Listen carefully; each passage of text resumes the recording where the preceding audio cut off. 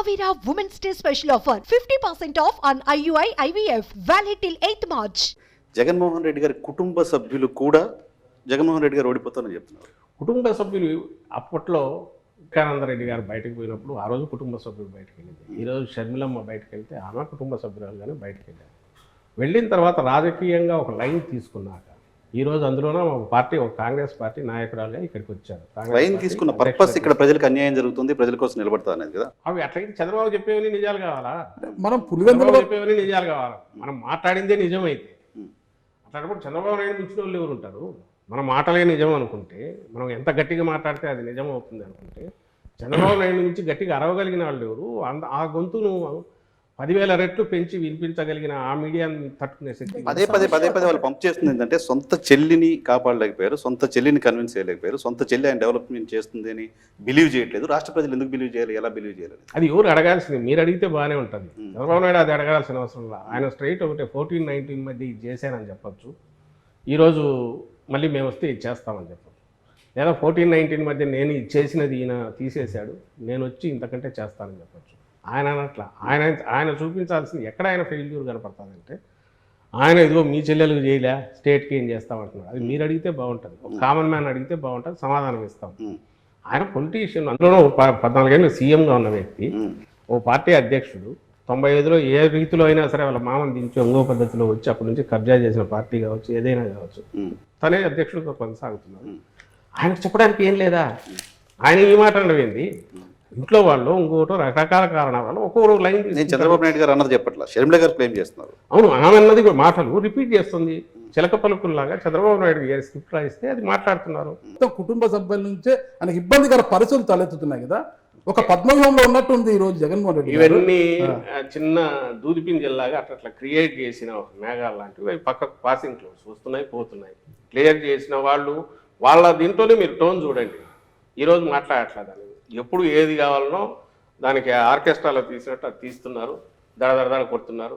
మేము చేసింది చెప్పుకునే పరిస్థితి లేకుండా డిఫెన్స్లో రిప్లై ఇచ్చే పరిస్థితి క్రియేట్ చేయాలని వాళ్ళు చేస్తున్న దాంట్లో మీరు కూడా అవే తీసుకొచ్చేసి మమ్మల్ని ఒకటి సాయి గారు సార్, ఇది కాస్త ఓపెన్ గా మాట్లాడుకున్నాం సార్. ఇది రా అన్ఫిల్టర్డ్ క్లోజ్ గా సమాధానం అంటే ఏ ప్రశ్న కూడా అడగడానికి ఆ స్వేచ్ఛ మీరు ఇచ్చారు చెప్పారు కాబట్టి కొంచెం ఓపెన్ గా మాట్లాడుకుంటాం సార్. 151 మంది ఎమ్మెల్యేలు గెలిచారు సార్.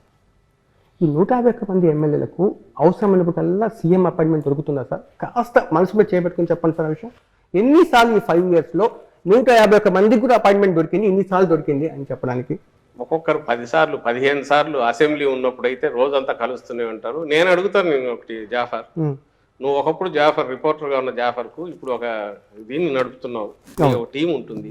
నువ్వు ఎంతమందికి ఎప్పుడు అందుబాటులో ఉంటున్నావు, ఎంతమందికి ఎక్కడ తీస్తున్నావు, నీ దీన్ని బట్టి అవకాశాన్ని బట్టి చేస్తుంటావు. ఒక్కటే దీనికి గీటురాయి పెట్టుకోవాల్సింది, ఆ పార్టీ ఎట్లుంది, ఇంటాక్ట్గా ఉందా, కంట్రోల్లో నడుస్తుందా, ఆయన వాళ్ళకు అందుబాటులో ఉండడం అనేది ఏ పద్ధతిలో ఉంటాడు అనేది తనకున్న పరిమితులను బట్టి, తనకున్న అవకాశాలను బట్టి డిసైడ్ చేసుకోవచ్చు. కానీ ఒకటైతే చెప్పగలను, అటెండెన్స్ రిజిస్టర్ మెయింటైన్ చేయగలను, కానీ అక్కడ ఉంటాయి సీఎంఓలో. మీకు కావాలంటే నేను ఎప్పుడన్నా చూపిస్తాను. రాజశేఖర రెడ్డి గారి వ్యవహార శైలిని మీరు చూసింటారు, ఒక జర్నలిస్ట్గా చూసింటారు.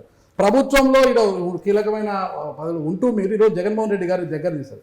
ఆ ఇద్దరి గురించి తేడా ఏంటి అంటే ఏం చెప్పగలుగుతారు ఒక్క మాటలో? ఆయన రాజశేఖర రెడ్డి గారు ప్లాన్డ్ దీనికంటే కూడా అప్పటికప్పుడు స్పందించే ప్రతిస్పందన సిచ్యువేషన్ బట్టి చేసుకుంటూ పోయేవాళ్ళు. ఒకటి, ఈయనేమో ప్రతిదీ ఈరోజు ఒక మాట మాట్లాడాలన్నా జగన్మోహన్ రెడ్డి గారు ఆచితూచి మాట్లాడతారు.